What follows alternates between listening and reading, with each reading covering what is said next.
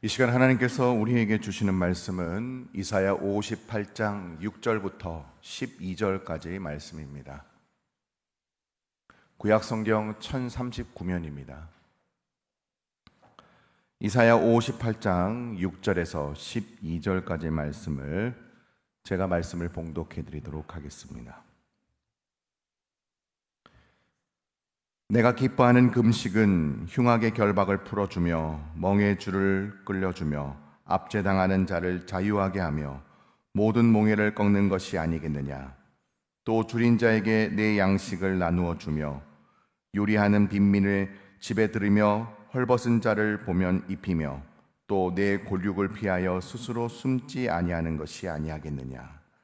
그리하면 내 빛이 새벽같이 비칠 것이며 내 치유가 급속할 것이며 내 공의가 내 앞에 행하고 여호와의 영광이 내 뒤에 호위하리니 내가 부를 때에는 나 여호와가 응답하겠고 내가 부르짖을 때에는 내가 여기 있다 하리라.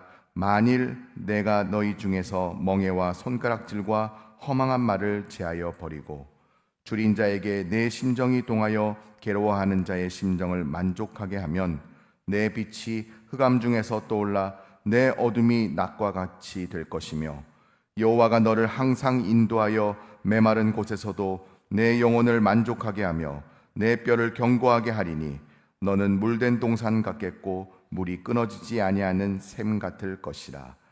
내게서 날 자들이 오래 황폐한 곳들을 다시 세울 것이며 너는 역대에 파괴된 기초를 쌓으리니 너를 일컬어 무너진 데를 보수하는 자라 할 것이며 길을 수축하여 거할 곳이 되게 하는 자라 하리라.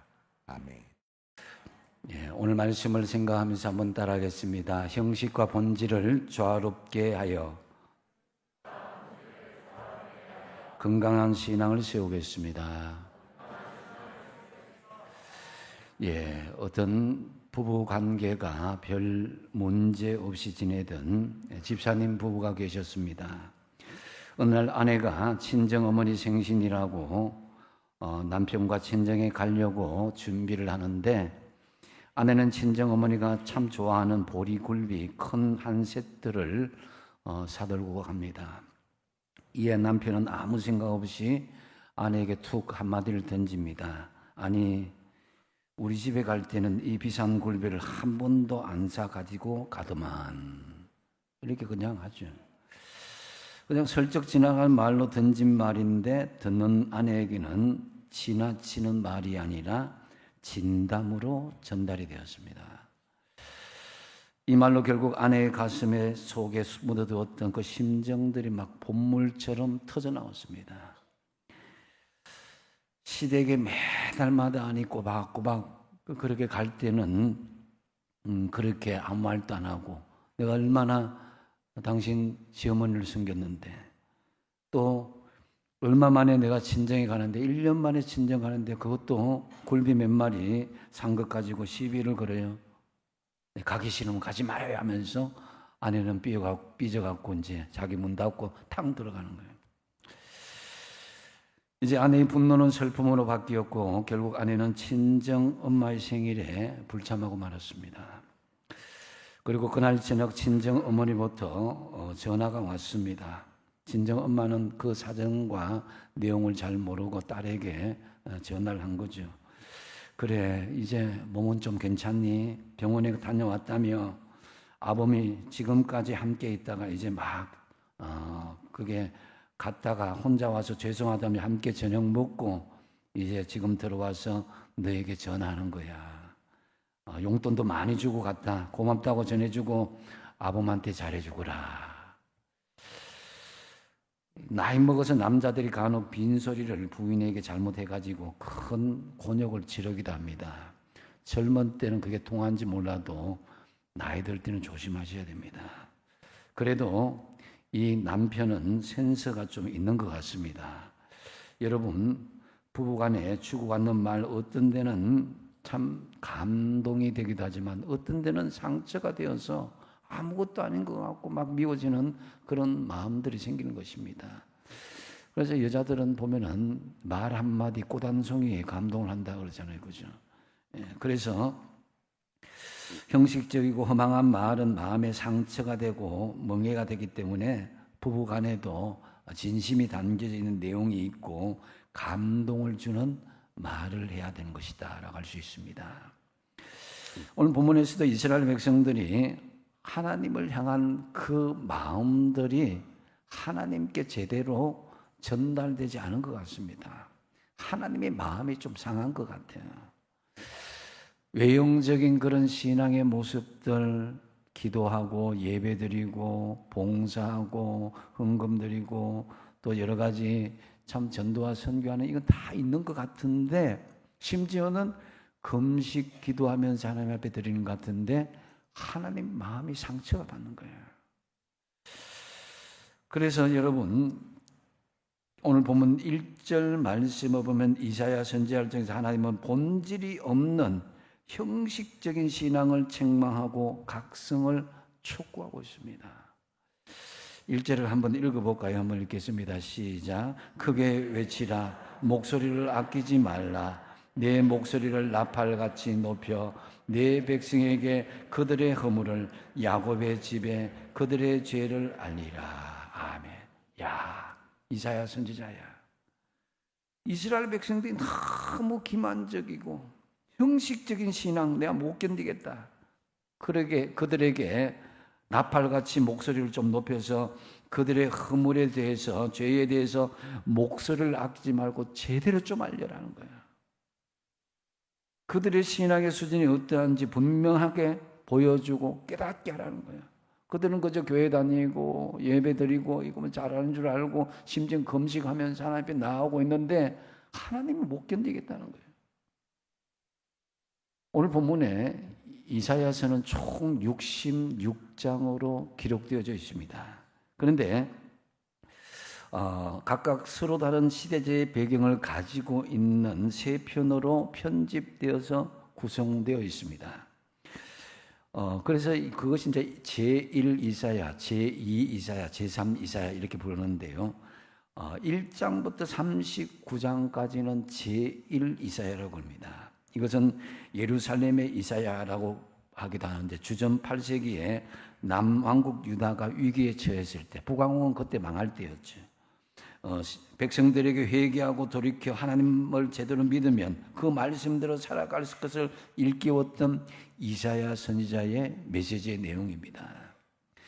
그리고 이 이사야는 40장부터 55장까지인데요. 이때 시대적인 배경은 이 바벨론의 포로로 붙잡혀 갔을 때의 주전 6세기경이었습니다. 이것을 이사야다 이렇게 이야기하는데요. 이때 이 바벨론 포로된 백성에게 바사왕, 페르시아 왕 고레스라는 사람이 나타나서 너희들을 본토로 구출해 줄 것이다, 이런 메시지의 내용이 있습니다. 그리고 56장부터 66장까지는 제3 이사야라고 그러는데요. 이 시대적인 배경은 이제 바벨론 포로에서 돌아온 후에 예루살렘에서 성전을 건축하고 예배를 회복하는 중에 펼쳐진 그 예언의 말씀인 것입니다. 그래서 이 말씀은 8세기에, 주전 8세기에 예루살렘에서 활동했던 인물들로 되어 있는데, 사실 이 이사야서는 제1 이사야가 실제로 기록했고, 나머지 이 이사야서, 3 이사야서는 소위 이사야의 신앙과 정신을 이어받은 후대의 예언자들, 이사야 학파라 그러는데요. 이들의 예언자들에 의해서 집필되고 말씀이 선포되었다라고 할 수 있습니다. 그래서 오늘 본문은 제3 이사야인데, 이사야 본인이 지었다기보다는 이사야의 학파의 한 예언자가 이 말씀을 집필하였다라는 것이 정확하다고 할 수 있습니다.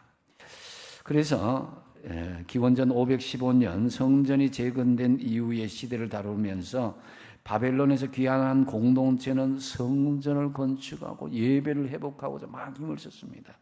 처음에는 그들이 열심을 내었고 정말 예배 회복이 느헤미야와 스가랴를 통해서, 하박국을 통해서 막 이루어지는 그런 역사가 일어났습니다. 그런데 시간이 점점 지나면서 그것이 외형적인 형식은 남아있는데 내면적인 본질이 약해지는 거예요. 그래서 나의 백성에게 그들을 허물을 알리고 야곱의 집 이스라엘 사람들에게 그들의 죄를 좀 알렸으면 좋겠다. 너희들이 성경책 띄고 교회 다니고 기도하고 예배드리고 심지어는 금식까지 하는 거 그거 잘 하는 줄 아는데 그것이 너희들 중심을 보는 내가 보기에는 그것이 바르지 않다. 본질이 변하지 않았다는 거죠. 우리도 신앙생활을 좀 오래 하다 보면은 자연스럽게 많은 전통과 형식과 기독교 문화에 이렇게 습관적으로 이렇게 바뀌게 되는 경우가 있습니다. 예배 방식이나 기도의 습관, 신앙의 언어까지도 여러분 대부분 누군가에 의해서 영향을 받게 되고 누군가에 의해서 배운 것을 우리가 사용하는데 그것이 반복해서 사용하다 보니까 습관되고 형식화된 그런 틀로 이어지게 됐다는 거죠. 지금 여러분 스스로에게 한번 자문해 보십시오. 물어보십시오. 나는 정말 하나님이 주신 신앙의 본질의 내용들을 신앙의 외형의 그릇에 잘 담고 있는지 아니면 단지 익숙한 외형의 신앙을 반복하고 있지는 않은지. 오늘 본문에서는 형식적인 신앙과 본질적인 신앙에 대해서 말씀하고 있는데요. 먼저 형식적인 신앙의 내용을 말씀드리면은 2절 말씀을 같이 한번 읽어보겠습니다. 시작. 그들이 날마다 나를 찾아 나의 길 알기를 즐거워함이 마치 공의를 행하며 그의 하나님의 규례를 저버리지 아니하는 나라 같아서 의로운 판단을 내게 구하며 하나님과 가까이 하기를 즐거워하는도다. 아멘. 이 말씀 뭐냐면 날마다 나를 찾다. 하나님을 찾고 기도하고 하나님 알기를 즐거워하고 마치 공의를 행하며 마치 공의를 행하는 것은 공의의 내용이 없지만은 공의를 행하는 것처럼 행하고 그의 하나님의 율법 규례를 저버리지 아니한 나라 같아서 의로운 판단 하나님 이만큼 하니까 좋은 판단 좋은 결과를 내게 구하며 하나님과 가까이 하기를 즐거워한다. 이게 착각 속에 살아가고 있는 이들의 모습을 하나님께서 이렇게 어떻게 보느냐.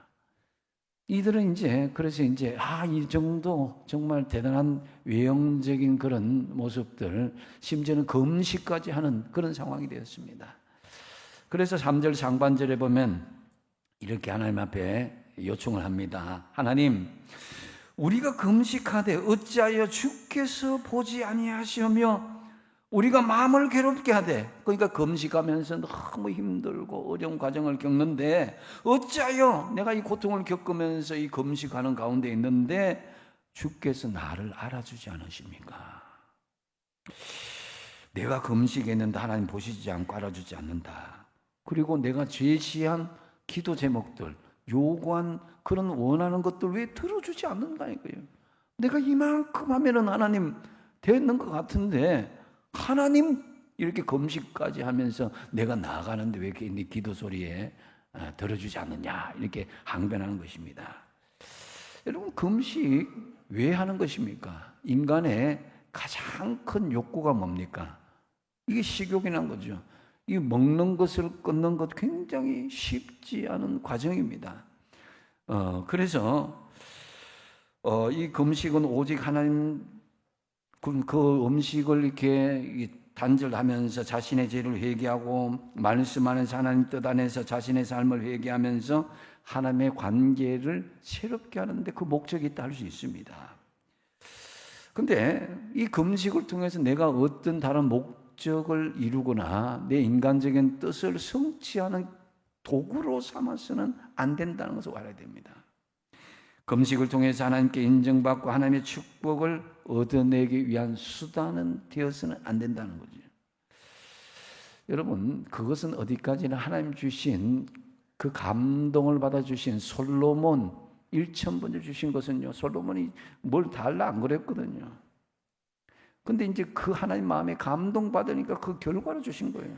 금식과 여러분의 신앙의 모든 모습도 마찬가지입니다. 우리가 뭘 얻어내기 위한 것이 아니라 하나님 앞에 그렇게 신앙생활을 진심으로 내면으로 외형의 그릇에다가 내면의 속내까지도 바르게 하니까 하나님께서 감동을 받아 주신 것이다. 보너스를 주신 것이지.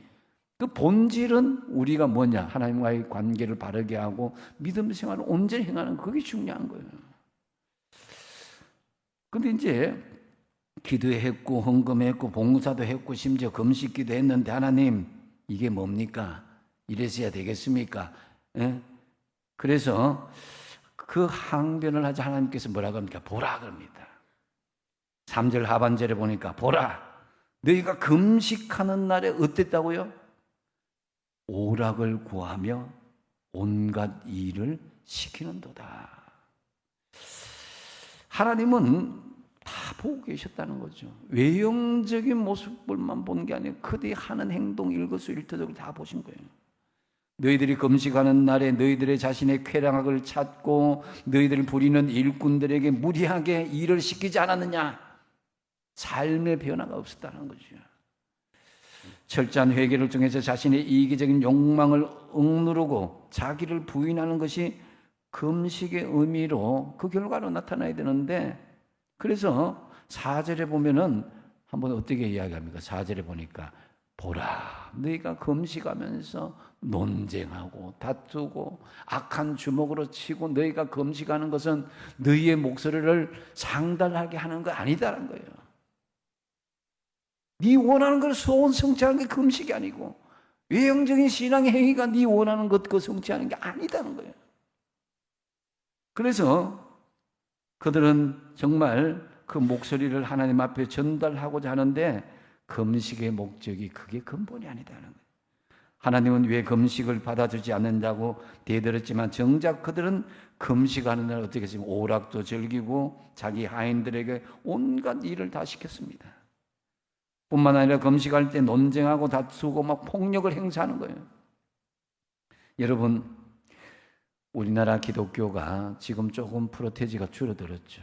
최고로 나갈 때는 한 25%까지 육박하는 시기에 사회에는 어떤 기독교 문화나 분위기가 이렇게 조성되고 주도적으로 나타나야 되는데 그렇지 못했습니다.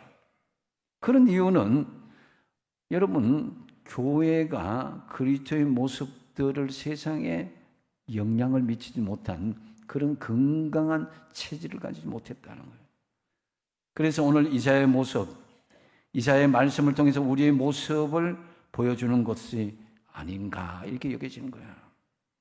그래서 5절 말씀을 같이 한번 읽어보겠습니다. 5절 시작. 이것이 어찌 내가 기뻐하는 금식이 되겠으며 이것이 어찌 사람이 자기의 마음을 괴롭게 하는 날이 되겠느냐.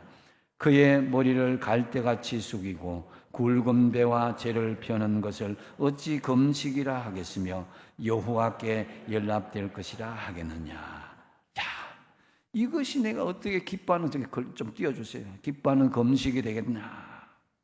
이것이 어찌 사람의 마음을 괴롭게 하는 그런 날이 되겠냐. 그 뒤에 보면은 그의 머리를 갈대같이 숙이고, 이 뭡니까? 금식하면서 막 머리를 이렇게 헛들이고 이렇게 숙이는 거예요. 그리고 굵은 재를 막 펴고 그 위에 재를 뒤집어 쓰고, 그게 혹시 외형적으로 보인 것만 금식을 하느냐. 그 내면의 금식을 하고 내면에 정말 하나님을 향한 결단이 있어야 되지 않냐. 그런데 예수님은 바리새인과 서기관들 이 계명보다 전통을 더 소중하게 여기는 것에 대해서 이것에 대해서도 지적하고 있습니다. 그것이 마가복음 7장 8절인데요. 너희가 하나님의 계명은 버리고 사람의 전통은 지켜나간다. 우리가 외식과 형식과 규례와 법칙은 잘 지켜나가는데 하나님을 향한 그런 내면적인 하나님의 말씀의 그런 실천은 없다는 거예요. 이 마태복음 12장에 보면 서기관과 바리새인들 정말 외형에 치중했던 이들이 어떻게 했느냐. 그들은 예수님이 주일에도 안식일에도 일하시니까 막 예쁘고 막 고발을 했습니다. 그리고 제자들이 손을 씻지 않고, 정결례법이라고 그러죠. 손을 씻지 않고 음식을 먹는 것도 막 지적을 하기도 했고, 또 세리들, 레위인들과 식사하는 예수님을 보고 먹기를 탐하는 자다, 이렇게 예수님을 비방하기까지 했습니다. 그러면서 바리새인들은 어떻게 했느냐? 외형적인 모습은 완벽한 듯이 보였습니다. 길거리에서 큰 소리로 남들 다 들으라고 통성기도를 크게 하는 거예요. 그리고 일주일에 2번씩 금식하고 박하와 회양과 근처에 11조를 철저하게 떼어들었습니다. 그러나 그 속에 참 변화의 회개가 없었다는 거죠. 사람들을 정죄하고 판단하였지 사랑과 긍휼을 잊어버렸습니다. 이들을 향해서 주님은 말씀합니다. 마태복음 12장 7절 말씀에 나는 자비를 원하고 제사를 원하지 아니하노라 하신 뜻을 너희가 알았더라면 무죄한 자를 정죄하지 아니하으리라. 예수님은 이들에게 율법의 형식보다 더 중요한 본질인 의로움과 자비로운 믿음을 말씀하신 것이다라는 거죠. 여러분, 분명히 신앙의 외형적인 결례와 형식은 우리에게 꼭 필요합니다. 주일에 여러분들이 단정하게 옷을 입고 거룩한 예전에 따라서 예배드리는 것, 이게 굉장히 중요한 거죠. 그리고 매일매일 말씀을 묵상하고 정기적인 기도를 하고 구제를 하고 봉사와 헌신을 하고 11조와 선교를 하고 교회당에서 교제를 하고 이 외형적인 형식이 있어야 신앙의 내면 거룩한 영적인 본질을 채워나갈 수가 있습니다. 그것도 당연히 해야 하지만 하나님의 백성인 이스라엘은, 저와 여러분은 그것을 넘어설 수 있어야 됩니다. 신앙의 외형을 넘어설 수 있어야 되는 거예요. 하나님은 외모로 보시지 않고 내 중심을 보신다 그랬거든요. 참으로 형식의 아름다운 그릇 위에 영적인 본질인 이 거룩하고 진실하고 사랑이 넘치는 내용으로 가득 채워지는 주님께서 인정하시는 믿음의 성도들이 다 되시기 바랍니다. 두 번째로 이제 본질적인 신앙은 그럼 무엇이냐? 이것을 이야기합니다. 우리는 그리스도인이라는 이름으로 교회당이라는 외형에 모여져 있는 믿음의 공동체입니다. 믿음의 공동체에 담아야 될 본질은 오늘 본문에서 삶의 구체적인 실천을 보여주고 있습니다. 먼저 하나님의 공의의 회복이다라는 것을 6절 말씀에 말씀하고 있습니다. 내가 기뻐하는 금식은 흉악의 결박을 풀어주며 멍에의 줄을 끌어주며 압제당하는 자를 자유하게 하며 모든 멍에를 끊는 것이 아니냐. 하나님께서 기뻐하시는 신앙의 본질은 공의의 회복입니다. 어느 곳에 치우치지 않는 공정함이 있어야 된다. 여러분, 내가 잘못해서 다른 사람에게 억울하게 묶인 사슬이 있다면 풀어줘야 됩니다. 이게 공의인 거예요. 나 때문에 억울하게 손해를 보고 고통한다는 사람, 이 무거운 멍에가 있다면 그것을 꺾어버려야 됩니다. 나 때문에 다른 사람에게 주었던 상처가 있다면 그것을 싸매줘야 됩니다. 이게 공의인 거예요. 금식은 나 자신의 욕심을 추구하기 위해서 다른 사람을 힘들게 했던 삶의 태도를 바꾸는 거예요. 금식한 이후에 삶의 변화가 나타나는 것입니다. 금식은 삶의 우선순위를 바로잡는 거예요. 하나님과 이웃과 나의 그 위치를. 그래서 잘못된 부분을 본질적으로 돌이키며 하나님의 공의를 회복할 수 있어야 됩니다. 그리고 본질적인 신앙의 회복은 바로 사랑의 실천이다라는 걸 7절에서 말씀하고 있습니다. 그래서 이 7절에는 구체적인 행동을 이야기하는데요. 같이 한번 읽어보겠습니다. 시작. 또 줄인 자에게 내 양식을 나누어 주며 유리하는 빈민을 집에 들이며 헐벗은 자를 보면 입히며 또 내 고륙을 피하여 스스로 숨지 아니하는 것이 아니겠느냐. 이 말씀을 띄워주시고요. 여러분, 이 사랑의 실천은 그저 말로 하는 것이 아닙니다. 실제로 줄인 자에게 우리의 양식을 나눠주며 방황하는 그런 빈민들을 위해서 집에 들일 수 있어야 되고, 헐벗은 자가 있다면 그것을 입혀줄 수 있어야 되고, 또 내 권력을 피하여 스스로 숨지 않아야 된다. 왜 숨겠습니까? 내 가족 친지가 못 살고 어려운데, 나는 잘 먹고 잘 사는데 전화도 하지 않고 연결도 하지 않고 그저 단절해 버린 거예요. 금식은 여러분, 축복을 받기 위한 수단이기 전에 주님의 다스림을 받기 위한 열망이 되어야 된다. 나 자신의 욕심을 버리고 다른 사람의 유익을 위해서 살 수 있도록 주님의 은혜를 구할 수 있어야 된 거예요. 우리의 신앙의 모든 행위는 축복을 받기 위한 그것은 하나님의 보너스로 주어지는 것이지, 본질은 주님을 기쁘시게 하고 다른 사람의 유익을 구하는 그 자체의 목적을 둘 수 있어야 된다는 거예요. 축복은 약속한 이후에 따라오는 결과물이고, 받을 수도 있고 받지 않을 수도 있는 거예요. 여러분, 디모데전서 5장 8절에 보면은 누구든지 자기 친족, 특히 자기 가족을 돌보지 아니하면 믿음을 배반한 자여 불신자보다 더 악하다 그랬습니다. 친척과 가족을 돌보지 않는, 믿지 않는 자는, 이 믿지 않는 자들 약하다고 그걸 무시해서는 안 된다는 거죠. 가장 가까운 가족, 친지, 권력, 이 사람들을 귀하게 여기는 그 사랑을 표현할 수 있는 것, 이 내면으로 우리가 주님 앞에 채워나는 본질의 신앙이라는 거예요.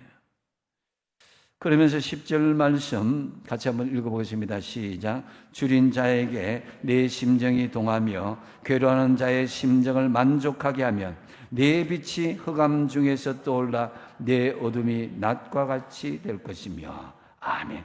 여러분, 줄인 자에게 그냥 음식을 툭 던져주고 돈을 이렇게 툭 보내주고 이게 아니에요. 뭡니까? 네 심정이 동화해서 마음의 감동을 받아서 괴로워한 자의 심정을 만족하게 한다. 이게 뭡니까? 그 사람의 말을 들어주고 경청하고 공감해주고 같이 울어주고 붙들고 같이 기뻐해 줄 수 있는, 그렇게 될 때 네 어둠이 빛같이 빛나게 된다. 그 사람이 회복될 뿐만 아니라 나도 어둠의 모습들이 밝게 회복될 수 있는 역사가 일어나게 된다는 거죠. 그래서 사랑으로 줄인 자에게 괴로워하는 자의 마음을 헤아려 주고 그들을 만족하게 하면 이 어둠이라는 고난의 상황이 날과 같이 될 것이다. 이러한 은혜가 저와 여러분에게 임하시기 바랍니다. 그러면서 금식의 본질적인 신앙의 또 하나는 치유와 회복이에요. 8절에 보면은 같이 한번 읽어보겠습니다. 8절 시작. 그리하면 내 빛이 새벽같이 비칠 것이며 내 치유가 급속할 것이며 내 공의가 내 앞에 행하고 여호와의 영광이 내 위에 호위하리니. 아멘. 새벽에 빛이 비친다는 것은 잠자는 사이에 급속하게 나도 모르게 하나님의 치유가 일어나고 회복된다는 거예요. 오늘 11절 말씀에 여호와가 너를 항상 인도하여 메마른 곳에서도 내 영혼을 만족하게 하며 내 뼈를 견고하게 하리니 너는 물된 동산 같겠고 물이 끊어지지 않은 샘 같을 것이라. 여러분, 물이 옆에 있는 나무들은 풍성한 가지가 늘어지고 열매가 있게 된다는 거죠. 그것이 바로 본질적인 신앙을 회복할 때에 치유가 되고 회복이 되고 열매가 이어진다는 것입니다. 이런 내면의 본질적인 치유와 회복이 있는 역사가 여러분의 삶 속에 풍성하게 임하길 바랍니다. 그러면서 또 9절에 보면 관계의 회복이 이루어진 것이 본질적인 신앙의 모습이다라는 거죠. 그래서 한번 읽어보겠습니다. 9절 같이 읽겠습니다. 시작. 내가 부를 때에는 나 여호와가 응답하겠고 내가 부르짖을 때에는 내가 여기 있다 하리라. 만일 내가 너희 중에서 멍에와 손가락질과 허망한 말을 제하여 버리고. 아멘. 자, 우리의 모든 관계가 회복되는 그 관계는 뭐냐면 하나님의 관계가 회복되는 거예요. 여러분, 하나님 앞에 부를 때에 하나님은 응답하시겠다는 거죠. 여러분, 관계 회복 없이 사람들에게 선물 주고 관계 회복 없이 앞으로 잘 지내자 그냥 말만 해서는 안 됩니다. 진정한 진심이 통하는 마음과 행동이 있어야 된다. 관계가 회복되면은 자연스럽게 마음이 통하게 되어 있습니다. 하나님의 관계가 회복되면은 여러분 기도 응답되고 잘 먹고 잘 사는 게 문제가 아니에요. 모든 것을 다 소유할 수 있는 은혜가 주어지게 되는 것입니다. 그래서 하나님과 함께하고 있는 하나님의 자녀의 권세를 회복하게 되는 거예요. 그러면서 마지막으로 공동체 회복까지 이루어진다. 그 12절입니다. 같이 한번 읽겠습니다. 시작. 내게서 날 자들이 오래 황폐된 곳들을 다시 세울 것이며 너는 역대에 파괴된 기초를 쌓으리니 너를 이끌어 무너진 데를 보수하는 자라 할 것이며 길을 수축하여 거할 곳이 되게 하는 자라 하리라. 아멘. 여기서 보수하는 자, 길을 수축한다. 이것은 바로 그런 곳이 되게 하는 것은 바로 온전한 공동체의 회복이 이루어질 때를 이야기하는 거예요. 가정이 무너지고 또 삶의 현장이 무너지고 교회 공동체가 무너진 곳이 본질이 회복되어질 때에 너에게서 나는 자들이 황폐했던 곳들이 재건되고 버려진 기초가 다시 세워진다는 거예요. 이것이 궁극적인 이스라엘 공동체 회복이자 여러분의 삶의 회복을 이야기하는 거예요. 또한 우리 공동체의 회복 가운데 여러분 이러한 역사가 그저 남들의 일이 아니라 여러분의 삶의 현실이 될 수 있도록 해야 된다는 거예요. 저와 여러분 신앙의 본질이 변화됨으로 여러분이 속한 모든 공동체 회복의 역사가 일어나길 바랍니다. 말씀을 정리합니다.